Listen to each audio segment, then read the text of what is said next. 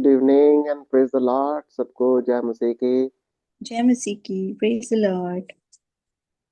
हम marriage without regrets, ये एक सर्टिफिकेट प्रोग्राम जो हम करते हैं प्रिसेप्ट मिनिस्ट्रीज के साथ, जिसमें एक सिर्फ सर्टिफिकेट ही नहीं कह सकते, वो तो मिलेगा ही आपको अगर आप पढ़ेंगे और एग्जाम लिखेंगे, पर इसके अंदर शिक्षा है कि परमेश्वर के वचन के अनुसार पति और पत्नी कौन है, क्या है, कैसे हैं, क्या कैसे उनको आपस में मेल जोल रखना है, कैसे। और सबसे बढ़कर एक प्रभु के दास दासियां होते हुए हमें सिर्फ खुद ही नहीं सीखना, परंतु एक काउंसलर भी बन जाना है, लोगों को सहायता भी करनी है। घरों के अंदर पति पत्नी के बीच में जो झगड़े होते हैं, और यही झगड़े या क्लेश या जो भी मिसअंडरस्टैंडिंग्स होती हैं, वो आपके कलीसिया में, समाज में फैल जाती हैं। और जाने अनजाने में पता ही नहीं चलता कि हमारे झगड़े इसलिए होते हैं क्योंकि हमने परमेश्वर के वचन को ठीक तरीके से सीखा ही नहीं, समझा ही नहीं, चर्चा ही नहीं करी।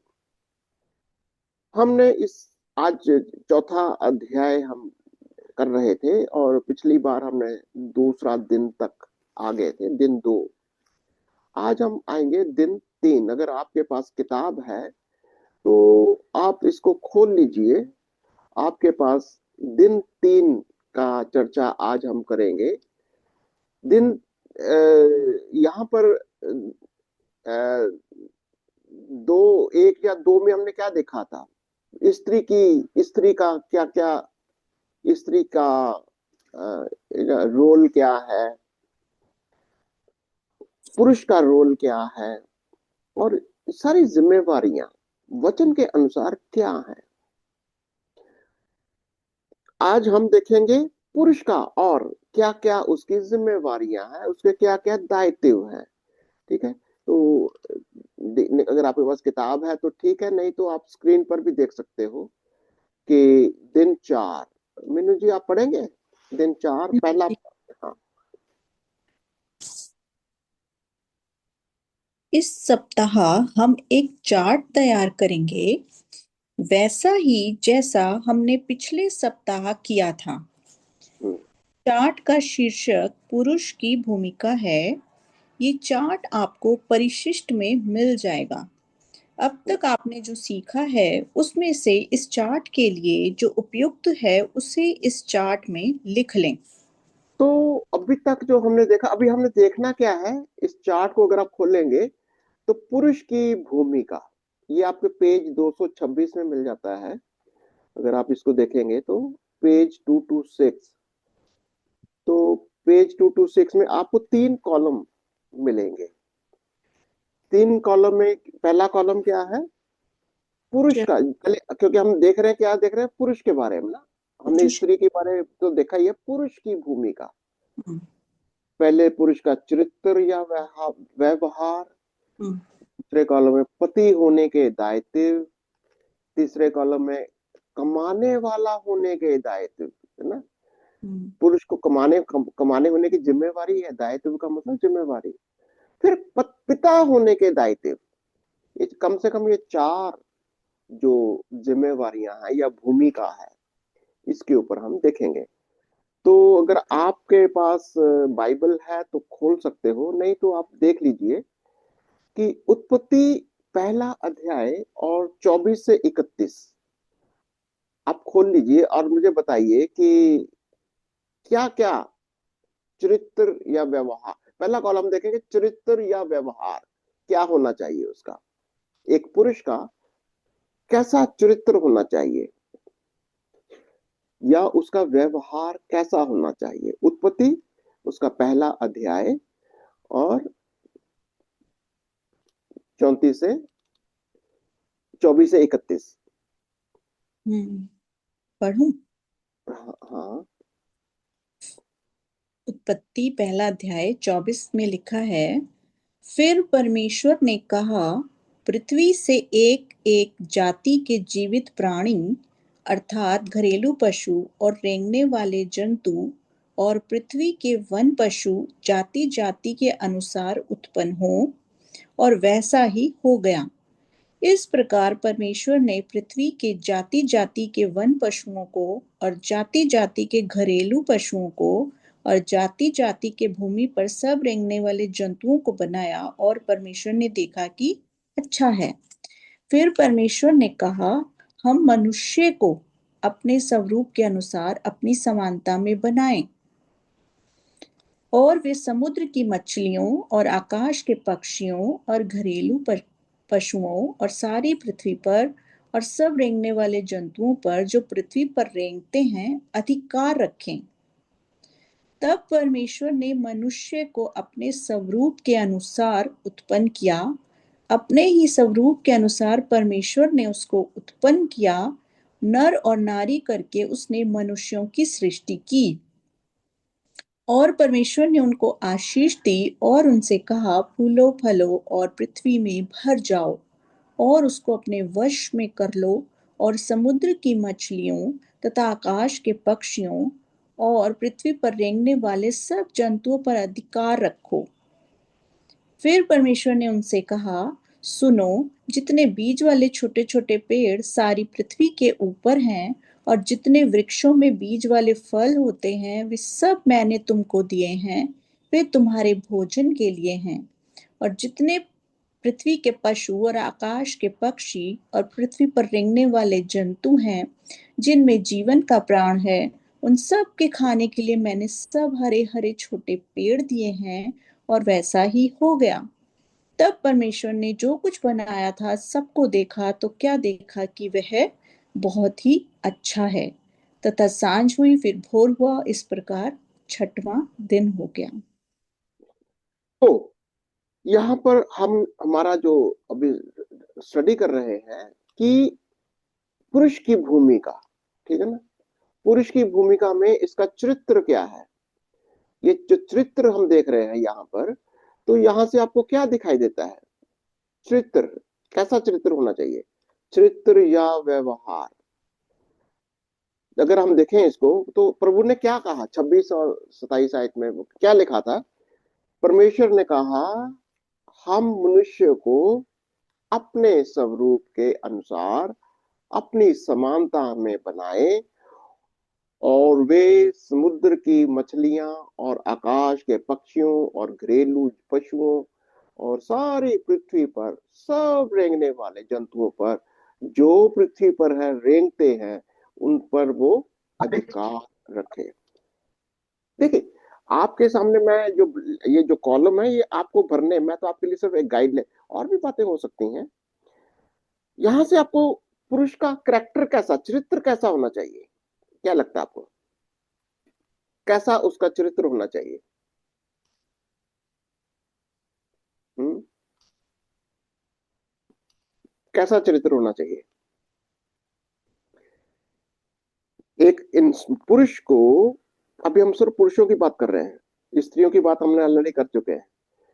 पुरुष को क्या सोचना चाहिए, उसका उसका कैरेक्टर बिल्डिंग कैसे हो सकता है एक पुरुष का?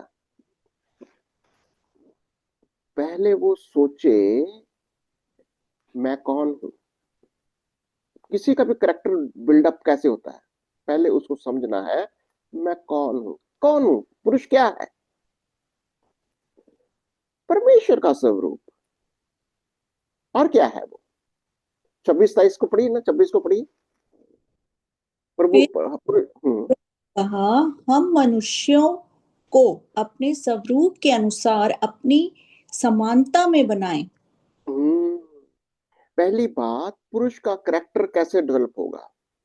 अगर एक इंसान को पहले अपनी पहचान ही नहीं मालूम कि वो परमेश्वर का स्वरूप है, परमेश्वर की पहचान है, फिर और कैसे करेक्टर डेवलप होता है? जिम्मेवारियां, क्या क्या जिम्मेवारियां दी उसको, देखो जरा, हम्म क्या क्या जिम्मेवारी दी उसको? और वे समुद्र की मछलियों और आकाश के पक्षियों और घरेलू पशुओं और सारी पृथ्वी पर सब रेंगने वाले जंतुओं पर जो पृथ्वी पर रेंगते हैं अधिकार रखें। तो आपको समझ में आ गया कि आपको कैसे, एक जिस्ट मैंने आपको दे दिया यहाँ पर कि इस कॉलम में आप क्या लिख सकते हो, ठीक है ना। एक पति होने का दायित्व क्या लगता है आपको, क्या बोला, एक पति होने का दायित्व क्या है उसका। 28 को देखो जरा क्या लिखता है, पति होने का दायित्व उसका क्या है। 28 को पढ़िए, 28। में लिखा है, और परमेश्वर ने उनको आशीष दी और उनसे कहा, फूलो फलो और पृथ्वी में भर जाओ और उसको अपने वश में कर लो और समुद्र की मछलियों तथा आकाश के पक्षियों और पृथ्वी पर रेंगने वाले सब जंतुओं पर अधिकार रखो। तो पुरुष को जिम्मेवारी क्या है, अपनी फैमिली को बनाने की, फलो फूलो फलो, क्या मतलब है, परिवार बनाओ। परिवार बनाने की जिम्मेवारी पुरुष की है। जब शादी ब्याह हो जाता है इसका मतलब जिम्मेवारी क्या आती है, परमेश्वर ने ये सारे इंतजाम क्यों किए हैं, हम्म। ताकि तुम फूलो फलो, फलवंत हो जाओ। फिर जो परमेश्वर ने आपको सृष्टि दे रखी है, जो भी क्रिएशन है, सबकी देखभाल करो, नेचर को संभालो, एनवायरनमेंट को संभालो। परमेश्वर ने बहुत आशीषें दे रखी हैं हमारे को, उसकी जिम्मेवारी हमें दे रखी है हम्म। ना। ऐसे करके आप हम्म। बहुत सर सिंपल ये। एक एक चीज हम देख सकते हैं इसमें सर कि जैसे हम उसमें भी पढ़ रहे थे डिविनिटी में कि प्रभु यीशु मसीह क्या है कि आदि में वचन था और वचन परमेश्वर के साथ था ना। तो हम्म, यीशु के द्वारा सब कुछ बनाया जा रहा था, सब कुछ होया जा रहा था।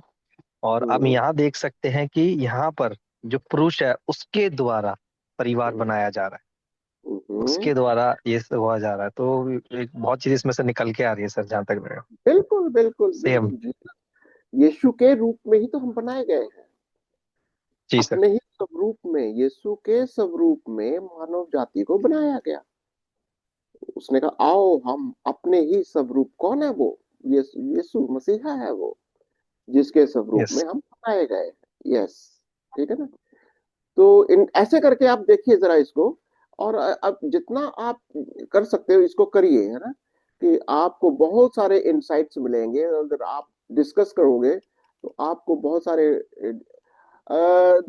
उत्पत्ति 2 का 8 से देखो जरा, 8 से 25 तक अगर आप देखेंगे इसको, तो उसने क्या कहा जी में, कैसा करेक्टर निकलता है, करेक्टर स्वरूप निकाल लो उसको। तो आदम का करेक्टर कैसा होना चाहिए। उत्पत्ति 2 का 23-24 देख लो। अच्छा, उत्पत्ति 2 का 23-24 में लिखा है, तब आदम ने कहा, अब ये मेरी हड्डियों में की हड्डी और मेरे मांस में का मांस है, इसलिए इसका नाम नारी होगा, क्योंकि ये नर में से निकाली गई है।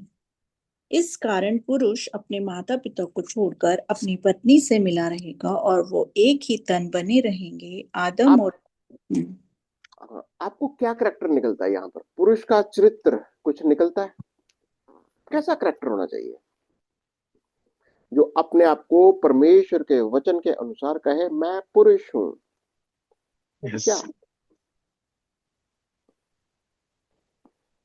अगर वो सर पुरुष इसमें है। एक चीज, हाँ, जी, इसमें हम एक चीज बोलो और बोलो। देख सकते हैं कि अभी जैसे परमेश्वर ने उन सबने पुत्र भी है और सब लोग हैं, वो कह रहे हैं कि आओ हम मनुष्य को अपने, है ना, स्वरूप और समानता में बनाए। हम्म, तो यहाँ भी पुरुष पुरुष इस बात को कह रहा है आदम की, तू मेरे हड्डी में की हड्डी, मेरे मांस में का मांस। हम्म, तो सेम थिंग्स हम यहाँ पर देख सकते हैं कि उसी के जैसी, उसी के अंदर से सेम निकल रही है, हम्म। जैसे प्रभु। तो पत्नी को कैसे देखना है उसको, मेरी है ये, मेरी यस। हड्डी में की हड्डी है, मेरा जिस्म है ये, मेरा जिस्म है ये, मेरे जैसे यीशु हमें क्या कहता है, तुम मेरा बदन हो। यस। यीशु भी हमें क्या कहता है, तुम मुझ में से निकले हो। यीशु वो चट्टान है जिसमें से खोद कर हमें बनाया गया।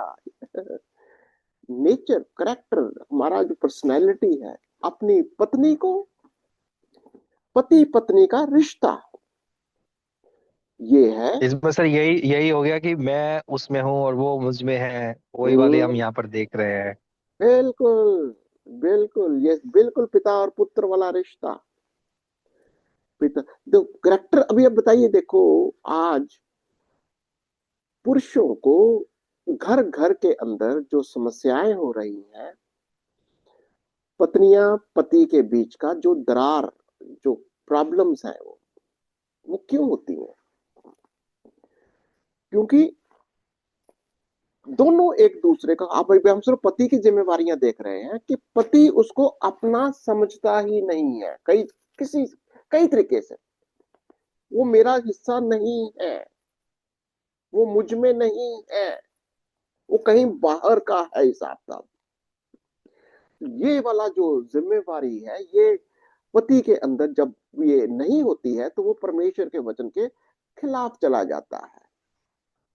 और दूसरी, आप 24 आयत को थोड़ा ध्यान से देखिए, 24 आयत को, इस कारण पुरुष अपने माता पिता को छोड़कर अपनी पत्नी के साथ मिला रहेगा और वो एक तन रहेंगे। अब बताइए मेरे को, असल में जब एक शादी हो जाती है लड़का लड़की की, क्या ये सही है कि वो हमेशा माँ बाप के साथ ही चिपका रहे, या उसे अपना घर अलग कर लेना चाहिए? घर घर की समस्या है ये। और मुझे पता है ज्यादातर माँ बाप या माँ माँ तो ज्यादा ही होती है कि वो कहते नहीं, मेरा बेटा मेरे साथ ही रहे। ये कुछ कुछ लोगों की ये होती है। पर लेकिन आपको बताओ, वचन कहता है, वचन सिखा रहा है, इंडिपेंडेंट छोड़ो इसे, पति को, लड़के को आजाद अकेला रहने दो, नहीं तो सर जिम्मेवारियां नहीं सीखेगा। मंजी। यीशु मसीह भी अपने पर ऊपर छोड़ के आया अपने पिता को नीचे, है ना, हाँ, हम लोगों के लिए। कितनी बड़ी बात है कि वो भी तो छोड़कर आया, तो हमें भी जो है उस चीज को निभाने के, वो निभाने के लिए आए नीचे, हमारे लिए, हमको बचाने के लिए, को या सेव करने के लिए। तो हमें भी ये चीज को सेव करना चाहिए अपने परिवार को बनाने के लिए। ये आएंगी चीजें हमारी लाइफ में। देखिए, एक पुरुष को, और जस्ट यही शिक्षा हमें बच्चों को देनी है कि बच्चों को भी इंडिपेंडेंट रहना सीखना होगा। देखिए, मैंने मेरा अपना तजर्बे से मैं बता सकता हूँ कि जो ज्यादा बच्चे, लड़के या लड़कियां भी, ज्यादा डिपेंडेंस में चले जाते हैं, उनको बड़ा रहता है, अकेला रहना ही नहीं सीखते, उनको कोई ना कोई साथ चाहिए ही चाहिए। इसका मतलब उनका कॉन्फिडेंस लेवल बहुत कमजोर। और परमेश्वर का वचन कहता है कि पुरुष को वो कॉन्फिडेंस वो होना चाहिए कि माँ बाप को छोड़कर अपनी पत्नी के साथ अपना जीवन बिताए। ये जिम्मेवारी है। और ये अगर हम कहीं ना कहीं अगर मिसिंग है कहीं, तो हमको हमको सिखाना होगा लोगों को, आपको ये राय देनी है, लोगों को सिखाना है कि कैसे एक पति पत्नी को, या खास तौर से पुरुष की बात हो रही है, कि कैसे, अब प्रभु ने क्यों उसको दी पत्नी, 18वीं आयत को देख लो, 2 का 18, क्यों दी उसने, कि पत्नी को क्यों किया? फिर परमेश्वर ने कहा, आदम का अकेला रहना अच्छा नहीं, मैं उसके लिए एक सहायक बनाऊंगा जो उससे मेल खाए। ठीक है? तो अब पुरुष को क्या सीखना चाहिए? ये पत्नी कौन है मेरे साथ, क्या जिम्मेवारी है? एक पति की जिम्मेवारी के हिसाब से एक करेक्टर ही नहीं, उसकी जिम्मेवारी भी है। मेरी पत्नी क्या चीज है? दीपचंद भैया पेज पूछ रहे हैं, इसका पेज पूछ रहे हैं भैया, बुक का 226 पेज पे देख रहे हैं हम क्वेश्चन आंसर। हम्म। 26 भी है, मैं भी 18 देख रहा था। नहीं, वो भैया पेज नंबर पूछ रहे हैं, कौन से पेज का हम पढ़ रहे हैं। पढ़ नहीं रहे, ये एक कॉलम है 226 में, 3 कॉलम है, मैंने आपको अभी दिखाया था कि 3 कॉलम है यहाँ पर। आप देखेंगे पुरुष की भूमिका, उस भूमिका के अंदर हम तीन चीजें डेवलप कर रहे हैं। पुरुष का चरित्र या व्यवहार, पुरुष का पति होने के दायित्व, और दूसरा हम तीसरा कॉलम देखेंगे, पुरुष पुरुष कमाने वाला होने के दायित्व। तीन आपको कॉलम मिलेंगे, ठीक है। अगर आप इसको देखेंगे, और फिर उसके पिता होने के दायित्व।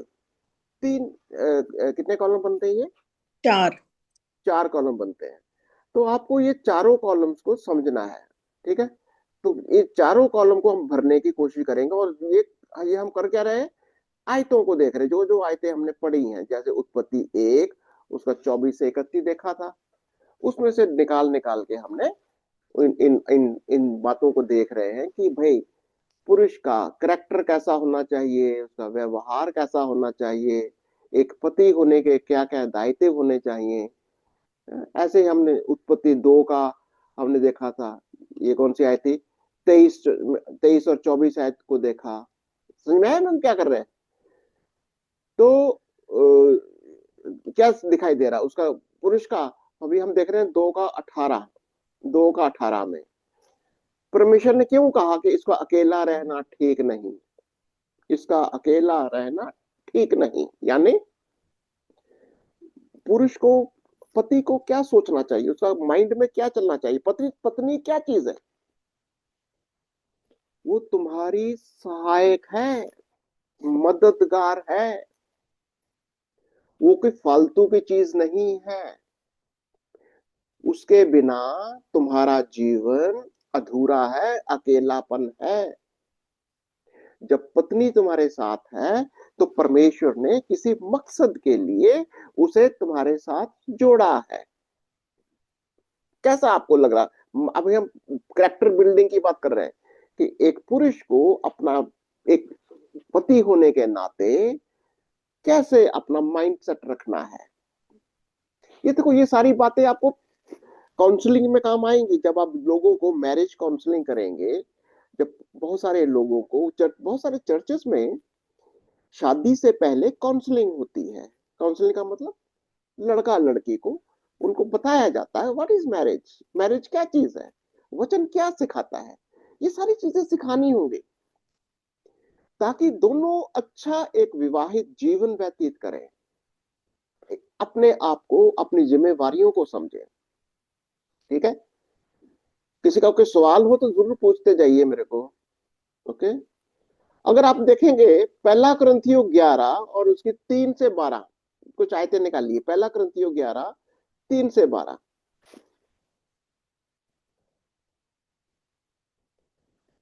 पहला कुरिन्थियों 11 और 3 से 12 अगर आप पढ़ लो फटाफट, फिर आप इसको इसके वो निकाल लेंगे।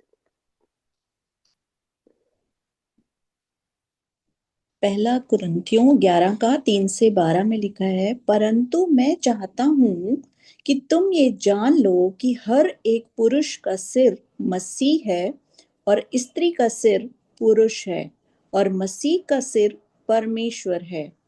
जो पुरुष सिर ढाके हुए प्रार्थना या भविष्यवाणी करता है वह अपने सिर का अपमान करता है, परंतु जो स्त्री उघाड़े सर प्रार्थना या भविष्यवाणी करती है वह अपने सिर का अपमान करती है, क्योंकि वह मुंडी होने के बराबर है। यदि स्त्री ओढ़ना ना ओढ़े तो बाल भी कटा ले। यदि स्त्री के लिए बाल कटाना या मुंडन कराना लज्जा की बात है तो ओढ़नी ओढ़े। हाँ, पुरुष को अपना सिर ढांकना उचित नहीं, क्योंकि वह परमेश्वर का स्वरूप और महिमा है, परंतु स्त्री पुरुष की महिमा है, क्योंकि पुरुष स्त्री से नहीं हुआ परंतु स्त्री पुरुष से हुई है, और पुरुष स्त्री स्त्री के लिए नहीं सिरजा गया परंतु स्त्री पुरुष के लिए सिरजी गई है। इसलिए स्वर्गदूतों के कारण स्त्री को उचित है कि अधिकार अपने सिर पर रखे। तो भी प्रभु में ना तो स्त्री बिना पुरुष और ना पुरुष बिना स्त्री के है, क्योंकि जैसे स्त्री पुरुष से है वैसे ही पुरुष स्त्री के द्वारा है, परंतु सब वस्तुएं परमेश्वर से हैं। तो तो अभी हमने कहाँ तक पढ़ना था इसको? 12 तक बोला था आपने। हाँ 12 तक, हाँ हाँ 12 तक हो गया। हम्म। तो यहाँ पर आपको हम पहला कॉलम देख रहे थे, कैरेक्टर कैसा, उसका चरित्र और व्यवहार, ये कैसा होना चाहिए, एक एक पुरुष का कैसा करेक्टर, माइंड सेट उसका कैसा होना चाहिए, चरित्र और व्यवहार, इसके हिसाब से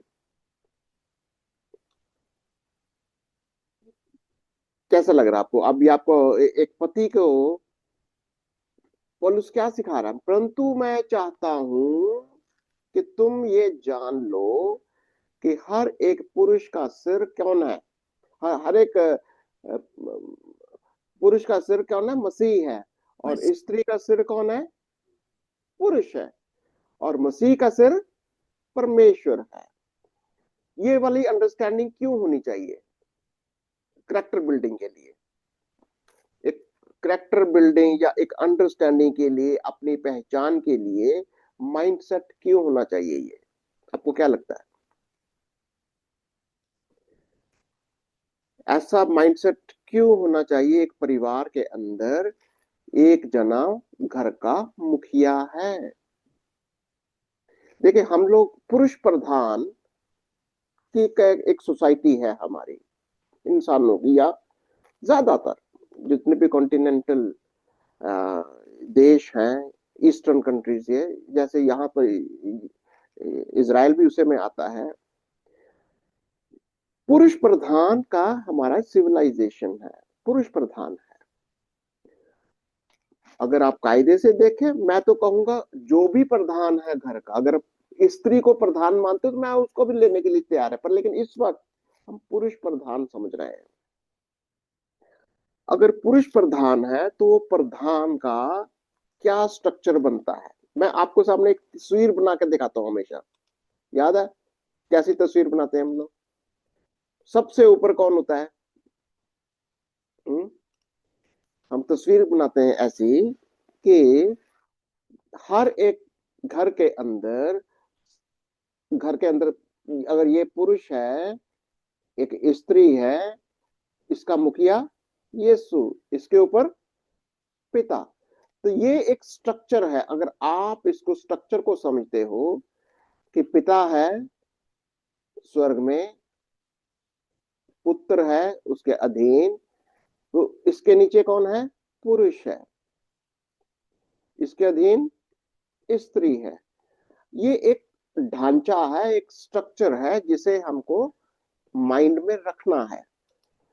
ठीक है, वचन तो यही सिखाता है कि घर के डिसिप्लिन के लिए, स्वर्गिक डिसिप्लिन के लिए, चाहे पिता और पुत्र बराबर हैं, बराबर हैं, क्रिएशन में भी पति पत्नी बराबर है, पर डिसिप्लिन के लिए, एक परमेश्वर के सिस्टम के लिए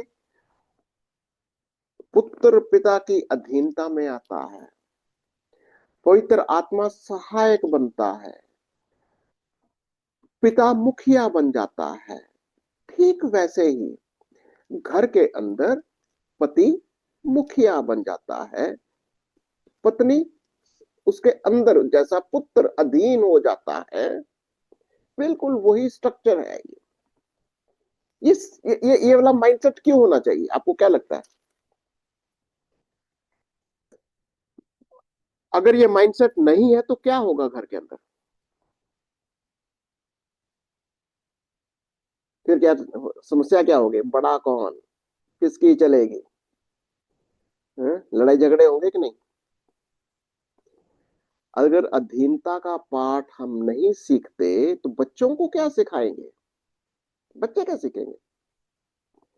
अगर पति पत्नी में एक दूसरे की अधीनता का शिक्षा नहीं है, एक दूसरे की कोई सुनता ही नहीं है, तो क्या ये समस्या किसी आगे आने वाली जनरेशन में जाएगी कि नहीं जाएगी?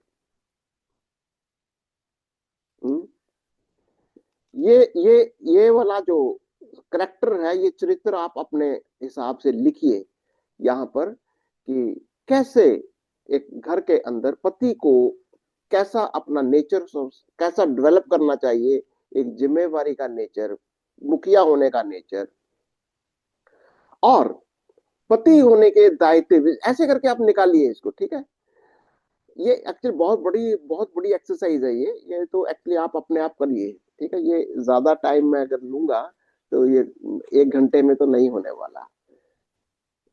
क्या आप इसको अपने घर में करेंगे अपने आप? हम्म? नहीं करेंगे?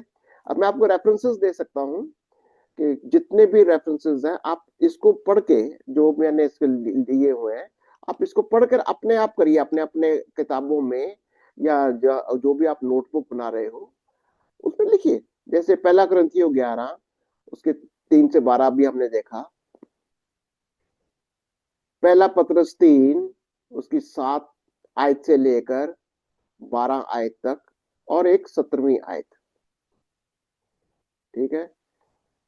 इफिसियों 5 उसकी 15 से 33, उत्पत्ति 3 और उसकी 16, उत्पत्ति 4 का 7, श्रेष्ठ गीत 7 का 10, पहला तिमुथी 2 उसकी 9 से 15, पहला कुरिन्थियों 7 3 से 4, कुलिसियों 3 उसकी 18, पहला पतरस 2 18 का से लेकर 3 का 6, तीतुस 2 उसका 3 से 5, पहला तिमुथी 5 14। नोट कर लिया आपने? अगर नहीं तो मैं फिर से बता देता हूँ, ये सारे आयतों को बहुत थोड़ा नोट जल्दी हो गया, बहुत जल्दी जल्दी बोला आपने एकदम से।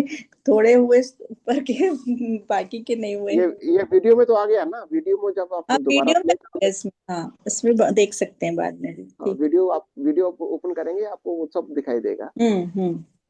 ठीक है ना। तो अभी ये सब आइटम मैं, क्योंकि अभी हमारे पास इतना टाइम नहीं है कि हम इतना सारा अभी आपको, ये हम्म। सिर्फ आपको समझाने के लिए था कि कैसे ये 4 कॉलम को आप एक ना बाइबल की रिसर्च जैसी होती है, ये आपको स्टडी करना है। स्टडी करके आपको करेक्टर डेवलप करना है कि पति का जिम्मेवारियां क्या हैं, पति का नेचर कैसा होना चाहिए, उसके दायित्व क्या है, ठीक है। बिल्कुल ये सारी चीजें जो, ताकि, अच्छा अगर आपका कोई भी सवाल भी बनता है ना तो जरूर आप अगली बार जब हम आएंगे, या हम रोज मिलते भी हैं शाम को 5 बजे, आप हमारे साथ जूम में ज्वाइन कर दीजिए। हमारे पास हमारी zoom meeting Monday to Thursday, वीरवार तक होती है, शाम को 5 बजे से लेकर, हमारे तो 7 ही बज जाते हैं। आप आइए, बात करिए, कोई बात नहीं, आप चिंता मत करिए। आपका कोई भी सवाल है जरूर आप डिस्कस करिए। तो हम इसको, ऑलरेडी हमने इसका किया है कि 3 कॉलम को आपने इसको समझना है, ठीक है। तो आइए दूसरे पॉइंट में चलते हैं। कोई चलेंगे दूसरा पॉइंट खोले, चलेंगे आप, क्या नाम है मीना जी, दूसरे पॉइंट में चलिए। दूसरा पॉइंट पढ़ूं? हाँ। ओके। हमने ये देखा हम्म, कि पुरुष के कारण भूमि पर श्राप आ पड़ा। अब इस पापी मनुष्य के लिए समय बिताना कठिन हो गया। उसे कुछ करते रहने, व्यस्त रहने और अपने आप को समस्या से दूर रखने के लिए कुछ ना कुछ करते रहने की आवश्यकता थी। इसलिए परमेश्वर ने पुरुष को दायित्व सौंपा कि वह अपने परिवार का पालन पोषण करे। अधिकांश पुरुष अपने इस दायित्व को अच्छी रीति से निभाते हैं, परंतु ऐसा प्रतीत होता है कि प्रत्येक पीढ़ी में कामचोरों की गिनती बढ़ती जा रही है। इसलिए हमें कुछ और पदों को देखने की आवश्यकता है ताकि हम इस विषय पर स्पष्ट तौर पर कह सकें। प्रभु का वचन ये कहता है, काम चोरों की गिनती बढ़ती जा रही है, यानी पुरुष लोग अपने जिम्मेवारियों से कहीं ना कहीं भाग रहे हैं। प्रभु का वचन कहाँ पर कहता है कि पति को घर का देखभाल करने वाला, वो सारी जिम्मेवारी पति की होती है। और अगर वही तो हमने देखा था ना कि पति की जिम्मेवारियां क्या है, घर का देखभाल करना, जिम्मेवारी बोझ को उठाना। तो आइए देखते हैं, आगे से पढ़िए जरा निम्नलिखित। निम्नलिखित में से प्रत्येक पद को देखें और उनके नीचे लिखें कि पालन पोषण करने के पुरुष के दायित्व के विषय में परमेश्वर क्या कहता है। क्या या कहता है? हाँ, हम्म क्या? और ये आपको बेसिकली मैंने इसलिए यहाँ पर किया मैंने कि आप ये सारी चीजें आपको तीनों कॉलम में लिखनी है, ठीक है ना। तो निर्गमन 34 का 21 आप स्क्रीन पर भी देख सकते हो, अगर आपको दिखाई दे रहा है तो। हाँ जी। दिखाई दे रहा? हाँ, मैं अपनी बुक में से पढ़ती हूँ। 6 दिन तो मन 34 की 21 में लिखा है, 6 दिन तो परिश्रम करना, परंतु 7वें दिन विश्राम करना, वरन हल जोतने और लवने के समय में भी विश्राम करना। तो यहाँ पर जिम्मेवारी क्या है, एक पति की, एक पुरुष की क्या जिम्मेवारी है? 6 दिन तुमको मेहनत करनी है, एक दिन विश्राम करना है। किसके लिए? किसके लिए मेहनत करनी है? अपने जीवन को चलाने के लिए, अपने जीवन का, अपने घर का, उनकी जरूरतों को पूरा करने के लिए तुमको 6 दिन मेहनत करनी होगी, ठीक है ना। तो ये यहाँ पर प्रभु का वचन सिखाता है कि हमको, पुरुष को ये समझना है, ये जिम्मेवारी का काम प्रभु ने दिया है कि 6 दिन तू मेहनत करना है। तिमुथी क्या कहता है? पहला तिमुथी 5 और उसकी 8वीं आयत। पहला तिमुथी 5 और उसकी 8वीं आयत। पहला तिमुथी 5:8 कहता है, पर यदि कोई अपनों की और निज करके अपने घराने की चिंता ना करे तो वह विश्वास से मुकर गया है और अविश्वासी से भी बुरा बन गया है। अविश्वासी से भी गया गुजरा है। हम्म। अगर ये जिम्मेवारी अपने घर की देखभाल करना, अपना पुरुषार्थ जो परमेश्वर ने आपको बनाया कि तुम्हें अपने परिवार का, अपने पत्नी का, अपने बच्चों का देखभाल करना है, वो जिम्मेवारी तुम्हारी है, दायित्व है तुम्हारा। अगर देखो, वो एक आज का समाज में अगर आप देखेंगे तो लड़कियां भी बराबर की कमाती हैं, कई बार ज्यादा भी कमाती हैं, वो एक अलग इश्यू है। पर लेकिन पुरुष को अपने माइंड में क्या रखना चाहिए? जिम्मेवारी किसकी है? आपको अच्छा, कितने लोग ये मानते हैं कि लड़की कितना भी कमाए, उसके माइंड में क्या चलता है? लड़का मेरे बराबर का होना चाहिए या मेरे से ऊपर होना चाहिए? बताइए।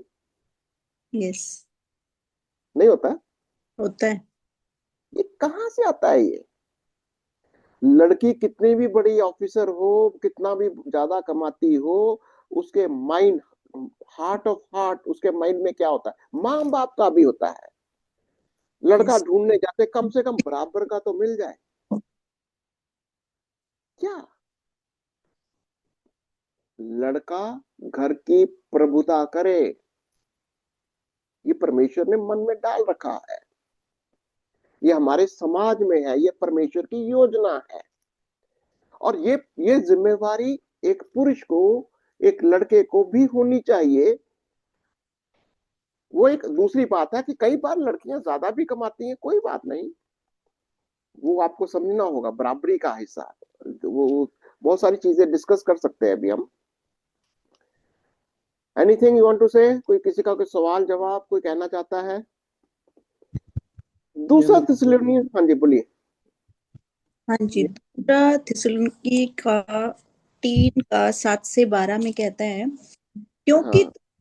आप जानते हो कि किस रीति से हमारी सी चाल चलनी चाहिए, क्योंकि हम तुम्हारे बीच में अनुचित चाल ना चलें और किसी की रोटी मुफ्त में ना खाएं, पर परिश्रम और कष्ट से रात दिन काम धंधा करते थे कि तुम में से किसी पर भार ना हो। ये नहीं कि हमें अधिकार नहीं, पर इसलिए कि अपने आप को तुम्हारे लिए आदर्श ठहराएं कि तुम हमारी सी चाल चलो। क्योंकि जब हम तुम्हारे यहाँ थे तब भी ये आज्ञा तुम्हें देते थे कि यदि कोई काम करना ना चाहे तो खाने भी ना पाए। हम सुनते हैं कि कुछ लोग तुम्हारे बीच में अनुचित चाल चलते हैं और कुछ काम नहीं करते, पर दूसरों के काम में हाथ डाला करते हैं। ऐसों को हम प्रभु यीशु मसीह में आज्ञा देते और समझाते हैं कि चुपचाप काम करके अपनी ही रोटी खाया करें। क्या लग रहा है ये किसको कह रहा है? वो जो लोग सेवकाई में हैं, जो लोग वचन की सेवकाई में हैं, घर घर गृहस्थी भी संभालना चाहो, और कहता है मेरे को देखो। पौलुस किसकी एग्जांपल दे रहा है? हमारा अनुसरण करो जैसे हम लोग करते हैं। पौलुस कहता है हम लोग कभी किसी से किसी की मुफ्त की रोटी नहीं खाते। बड़ा बड़े सख्त शब्दों से बोल रहा है वो। हम कोई मुफ्त की रोटी नहीं खाते, और ना ही हम इस बात का किसी को सलाह देते हैं। ये वाली कहता है वो बात। ना ही हम किसी को कहते हैं देखो क्या कहता है, क्योंकि तुम आप जानते हो कि किस रीति से हमारी सी चाल चलनी चाहिए, हमारी सी चाल चलनी चाहिए। क्योंकि हम तुम्हारे बीच में अनुचित क्योंकि हम तुम्हारे बीच में अनुचित चाल ना चले, और किसी की रोटी मुफ्त में ना खाए, और परिश्रम और कष्ट से रात दिन काम धंधा करते रहे, कि तुम में से किसी पर भार ना हो। ये नहीं कि हमें अधिकार नहीं, पर इसलिए कि अपने आप को तुम्हारे लिए आदर्श ठहराएं, कि तुम सब हमारी सी चाल चलो। क्योंकि जब हम तुम्हारे यहाँ थे तब भी ये आज्ञा तुम्हें देते थे कि कोई भी काम करना, यदि कोई काम ना करना चाहे तो खाने भी ना पाए। और क्या कहता है, हम सुनते हैं कि तुम्हारे यहाँ पे कुछ ऐसे लोग हैं, ये कहता है 11वीं, कुछ लोग हैं जो अनुचित चाल चलते हैं, कुछ काम नहीं करते पर दूसरों के काम में हाथ डाला करते हैं। ऐसों को हम प्रभु यीशु मसीह में आज्ञा देते हैं और समझाते हैं कि चुपचाप काम करके अपनी ही रोटी खाया करे। क्या लग रहा है? ये बड़े सख्त शब्द हैं, ये बहुत सख्त। प्रभु के दास को एक पति होते हुए, घर का मुखिया होते हुए जिम्मेवारी क्या देता है? किसी से उम्मीद मत करो। पौलुस कहता हमें देखो, हम कैसे प्रभु की सेवकाई करते हैं। प्रभु की सेवकाई करनी है, अपने बल पर करो जैसे हम करते हैं। हम मुफ्त की रोटी नहीं खाते, और ना ही हम किसी को सलाह देते हैं, ये कहता है वो। और बहुत ही आजकल बहुत सारी ये समस्याएं हैं। चलिए आगे चलते हैं, तीसरा पॉइंट देख लेते हैं। तीसरा पॉइंट कहता है हम अपने जैसी प्रजाति को उत्पन्न करते हैं। यदि हमारी मूल प्रति में खराबी है तो हमारे उत्पाद भी खराब होंगे। आपके पिता निम्नलिखित भूमिकाओं में किस प्रकार के आदर्श थे? ये लैंग्वेज बड़ी अच्छी लगती है। हम वही प्रोड्यूस करेंगे जैसे जैसे फैक्ट्री में है वैसा ही माल निकलेगा। जैसा बाप वैसा बेटा, जैसे माँ बाप वैसे ही बच्चे, बिल्कुल यही। और ये बड़ा इंटरेस्टिंग है कि कहता है अपने माँ बाप को देखो, तुम किसकी औलाद हो, तुम्हारा बाप कैसा था। ये बड़ा इंटरेस्टिंग है, और इसको आप जरूर अपने चर्च में अपने लोगों में डिस्कस करिए कि प्रभु का वचन क्या कहता है। कि देखो एक एक पॉइंट को देख लेते हैं कि पहला पॉइंट क्या कहता है, अपने पिता को देखना जरा, आपका बाप कैसे था, आपका पिता कैसे था। पहला पॉइंट ए में कहता है पालन पोषण करने वाले के रूप में कमाने के प्रति आपके पिता का व्यवहार कैसा था? कैसा था आपका बाप? आपका बाप, अपने अपने पिता की बात सोचो। क्या हमारा बाप मुफ्त की रोटी लाता था कहीं से? नहीं, कमा के लाता था, मेहनत करता था, बच्चों को पालता था। कहते यही तो है, यही तो है। ये सारी चीजें जो जो हर एक को समझनी है कि हम जैसे हमारे पूर्वज, हमारा बाप, और पति के रूप में तुम्हारा बाप कैसा था। ये वाला बी पॉइंट। अब हमें इसके नीचे आंसर लिखना है, ए के नीचे जो आप, गैप किया हुआ है। हाँ हाँ, आप अपने अपनी लैंग्वेज में लिखिए, मैं आपको लिख कर नहीं दे रहा हूँ भाई, आप अपने आप सोचिए अपना अपना। आप ओके, अपनी जिंदगी को जानते हो, आपके साथ मतलब कैसे हुआ। लिखना, फिल करना है ना इसको, हाँ लिखना। हाँ, आप फिलअप करिए, फिलअप ओके, करिए, आपको अच्छा लगेगा, ठीक है। पढ़ाने में भी आपको अच्छा लगेगा। तो आगे दूसरा बी पॉइंट, हाँ बी पॉइंट। पॉइंट कहता है, पति के रूप में आपके पिता का आपकी माता के साथ किस प्रकार का संबंध था। यहाँ हम्म। बल पिता पर दिया जा रहा है, माता पर नहीं। वह हाँ माता के साथ कैसा व्यवहार करते थे, उनकी आवश्यकताओं के प्रति कैसी प्रतिक्रिया करते थे, विवादों को किस प्रकार संभालते थे, इत्यादि। हाँ। तो आपका पिताजी मम्मा के लिए क्या उसकी जरूरतों को पूरी करता था कि नहीं करता था? क्या माँ की देखभाल वो करता था कि नहीं करता था? मेरा ख्याल से सब लोग कहेंगे बिल्कुल, बिल्कुल। पेरेंट्स से हम यही बात सीखते हैं, चाहे वो अमीर हो या गरीब हो, वो अपने लेवल पर जितना हो सकता है वो अपनी वाइफ का, अपने तुम्हारी माँ का देखभाल करता होगा। ठीक है ना, ये बात को आप देख अपने ही लैंग्वेज में लिखिए, अगर आप शेयर करना चाहते हैं जरूर शेयर करिए। चौथा पॉइंट, हम्म घर को घर को संभालने, उसकी मरम्मत करने, आंगन में काम करने, घर को साफ करने, खाना पकाने, कपड़े धोने इत्यादि में आपके पिता किस प्रकार के आदर्श थे। क्या थे? घर के अंदर जब बड़ा काम आता है, अगर बिजली ठीक करना है, पानी को जो रिपेयर करना है, कुछ बड़ा काम आ गया तो फिर कौन करता है? कौन करता है? बाप करता है कि नहीं? बिल्कुल। छोटे मोटे काम कौन करता है? पत्नी करती है। तो पिता की जिम्मेवारी, पुरुष की जिम्मेवारी कब आ जाती है? घर के अंदर ही। जब कुछ बड़ा काम हो जाता है फिर बाप अपने काम, अपना रोल अदा करता है ना। अपनी लैंग्वेज में लिखिए जहां भी आपको लगता है, अगर आपको कुछ शेयर करना जरूर करिए। तो ऐसे सारे पॉइंट, पांचवा पॉइंट। पांचवें में लिखा है, आपके साथ और आपके भाई बहनों के साथ आपके पिता का संबंध कैसा था। क्या वह आपकी देखभाल करते थे, आपके साथ खेलते थे, आपके साथ समय बिताते थे। हाँ, ये, करते थे, यस, करते थे ना। यस।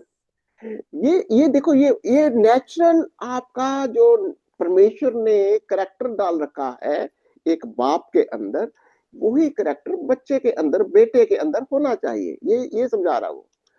ठीक है, ओके। और देखिए तो सिक्स पॉइंट में कहता है, अलग रंग के पेन से उन बातों को रेखांकित करें जो न केवल आपके पिता करते थे बल्कि आप भी करते हैं। अब बताइए कि जो आप, अगर आप पुरुष हैं तो आप बताइए कि क्या आप अपने बाप के नक्शे कदमों पर चल रहे हो?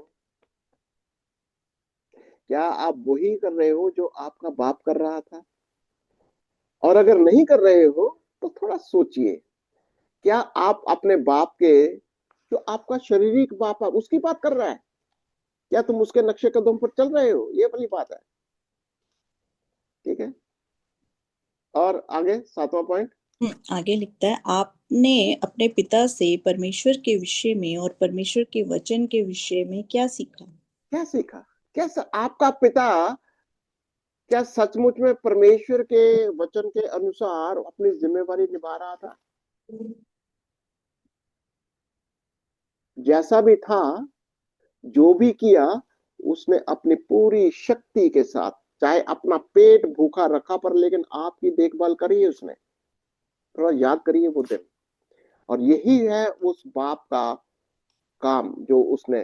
तो आगे देखते हैं। हम्म आप अपने पिता से किस प्रकार भिन्न हैं। अगर आप अपने पिता के जैसे नहीं हैं, ज्यादा हो, कम हो, क्या हो? हैं? और नौवा पॉइंट। आपके जीवन पर किसका अधिक प्रभाव पड़ा, आपके पिता का या आपकी माता का। क्या क्यों। लगता है? ये बड़ा कंट्रोवर्शियल, ये कंट्रोवर्शियल होगा। ये पक्की बात है कि आपका प्रभाव आपके पिता का है या आपकी माता का है। बहुत इंटरेस्टिंग। अगर पुरुष मुझे तो ऐसा लगता है कि जो मेरी बेटी है उसके ऊपर मेरा प्रभाव ज्यादा है, और बेटे के ऊपर माँ का प्रभाव ज्यादा है, ऐसे पता नहीं जो भी होगा। तो खैर ये तो आपका पर्सनल, आप लिख सकते हो जो भी आपने सीखा यहाँ पर। ठीक है, तो यहाँ तक तो कंप्लीट हो गया, तो यहाँ इसको हम यही कंप्लीट करेंगे क्योंकि 1 घंटा हो गया है। मैं चाहूंगा तो कि जो भी बेटी का प्यार होता है वो पापा से ज्यादा होता है, माँ का बेटे से ज्यादा होता है। ऐसे ही होता है घर घर हम्म। का। जो बेटियां ज्यादा बाप को लाइक करती हैं और बेटियां बाप जैसा बनना चाहती हैं, ऐसा ही होता है। और हम्म। बेटा हमारा माँ के जैसा होता है, माँ को ज्यादा प्यार करता है। ठीक है, जो भी है। तो ये सारी चीजें हम सीखते हैं परमेश्वर के वचन के अनुसार कि घर का मुखिया कैसा होना चाहिए। अगर आपके माइंड में कोई भी सवाल, कुछ भी आपको डिस्कस करना है, शेयर करना है, जरूर आप हम अपने कमेंट्स में लिख सकते हो। आप हमारी फेलोशिप पे भी आ सकते हैं। अगर आप किसी को भी हमारे बीच में से जानते हैं, आप हमारे साथ अपना हमारे जूम में आ सकते हो, आप हमारे साथ व्हाट्सएप ग्रुप में आ सकते हो, जैसा भी आप चाहते हो। वचन को सीखना सिर्फ वचन के साथ है, वचन के साथ ही हम परमेश्वर के वचन की शिक्षा देते हैं। अगर आपका प्रार्थना का भी कोई विषय होगा, हम उसके लिए भी प्रार्थना करेंगे। हम सब आइए हम सब अपने सिरों को झुकाएं और उस परमेश्वर की उपस्थिति में बैठे। प्रभु जी हम धन्यवाद करते प्यारे परमेश्वर, धन्यवाद यीशु राजा, धन्यवाद प्रभु जी इस सुंदर समय के लिए। प्रभु जी हम धन्यवाद देते प्रभु जी कि आपके वचन के कलाम से प्रभु जी हमने सीखा कि हमें किस तरीके से प्रभु जी अपनी जिम्मेदारियों को देखना है, संभालना है, उन पर कैसे चलना है। जैसे पिता और पुत्र एक दूसरे के प्रति कैसे आज्ञाकारिता में चलते थे, एक दूसरे को समझते थे और कैसे एक दूसरे के प्रति उन चीजों को करते थे जिससे वो संतुष्ट रहते थे। प्रभु जी मेरे खुदा, आज आप हमें यही सिखाना चाहते कि तुम्हें भी कैसे अपने जीवनों में उन वचनों को लागू करना है और अपने जीवन को किस तरीके से सफल बनाना है और मेरे तक पहुंचना है। प्रभु जी आज आपने पुरुष को, स्त्री को, हर प्रकार की जिम्मेदारियों को प्रभु आपने सिखाया है कि मैंने तुम्हें अधिकार दिए हैं। पृथ्वी पर रहकर तुम अपने अधिकारों को इस्तेमाल करो, उनको उनको फलवंत बनाओ। प्रभु जी हाँ प्रभु, आपने हमें ये सिखाया प्रभु जी कि मैंने इंसान को, पूरी मानव जाति को अपने स्वरूप में बनाया है। प्रभु जी हाँ प्रभु जी हम धन्यवाद करते हैं कि आपने अपने स्वरूप में, अपनी समानता में हम सबको बनाया प्रभु जी। और आप चाहते हैं कि हम पृथ्वी में फूले फले और भर जाएं प्रभु जी, और उसे अपने वश में कर लें और उन सब बातों पर, उन सब चीजों पर प्रभु जी अधिकार रखें। प्रभु जी हाँ मेरे खुदा, हमें आप अपनी बुद्धि दीजिए, समझ दीजिए, अपना ज्ञान दीजिए प्रभु जी कि हम आपके वचनों को समझ सकें और उस पर चल सकें। प्रभु जी मेरे खुदा हम धन्यवाद करते प्रभु जी इन सारी भूमिकाओं को प्रभु जी हम अच्छे से निभाने वाले हो सके। प्रभु जी मेरे खुदा, जितने भी भाई बहन इसमें जुड़े हैं प्रभु जी, उन सबको आप अपनी अपनी जिम्मेदारियों का एहसास दिलाए प्रभु जी कि किस तरीके से अपने लाइफ को, अपने जीवन को, अपने परिवारों को वो किस रीति से चलाएं। मेरे खुदा मैं धन्यवाद करती पास्टर जी के थ्रू प्रभु जी, आज आपने प्रभु जी हमसे बात की प्रभु जी, हम धन्यवाद करते प्यारे परमेश्वर, आप महान है, आप राजाओं के राजा हैं प्रभु जी, आप जीवित हैं प्रभु जी, हम धन्यवाद करते और आप हमारे साथ हैं प्रभु जी। धन्यवाद करते प्रभु जी इस समय प्रभु जी पास्टर राजा की बेटी के लिए प्रार्थना करते जिसकी तबीयत ठीक नहीं, उसको ठंड लगी प्रभु जी, हम पूरी तरह उसको तेरे पवित्र लहू में छुपाते प्रभु जी। उसके अंदर से जो भी इन्फेक्शन, जो भी खांसी जुकाम, जो भी ठंड है यीशु तेरे नाम से अभी इसी वक्त वो ठीक होने पाए। मेरे खुदा हम धन्यवाद करते उस बच्चे के लिए प्रभु जी जिसको आपने अभी अभी छू कर चंगा कर दिया। मेरे खुदा हम धन्यवाद करते प्रभु जी। और हम इस्माइल बेटे के लिए भी प्रार्थना करते प्रभु जी कि आपने उससे पहले से बेटर कर दिया प्रभु जी, और पूरी रीति से प्रभु जी आप उसको चंगा कर रहे हैं प्रभु जी, हम धन्यवाद करते उसको भी आपके पवित्र लहू में छुपाते प्रभु जी। आपके कोड़े खाने से बच्चे चंगे हो चुके हैं मेरे खुदा, और भी अगर कोई बीमार है प्रभु जी, तो उन सबको भी हम तेरे लहू में ढांपते, तेरे लहू से शुद्ध करते, साफ करते प्रभु जी, और उनको हम तेरी चंगाई मांगते प्रभु जी उनके लिए, ताकि एक गवाही उनके जीवन से ठहरे मेरे खुदा। हम धन्यवाद करते, पास्टर जी को भी आशीष बोलते प्रभु जी, और सारे जितने भी भाई बहन प्रभु जी इस ग्रुप में है प्रभु जी, और जो नहीं आ पाए उन सबको भी तेरे पवित्र लहू में छुपाते प्रभु जी, और तेरी आशीष और तेरी बरकत बोलते, तेरी शांति को बोलते प्रभु जी। धन्यवाद करते प्यारे परमेश्वर, धन्यवाद यीशु राजा, धन्यवाद। सारी आदर महिमा हम आपको देते प्रभु जी, सारी आदर महिमा आपको देते, और सारी प्रार्थना यीशु आपके प्यारे मीठे और जीवित नाम में मांगते हैं, सुने और ग्रहण करें। आमीन आमीन आमीन एंड आमीन। आमीन। प्रभु आपको बहुत आशीष और बरकत दे।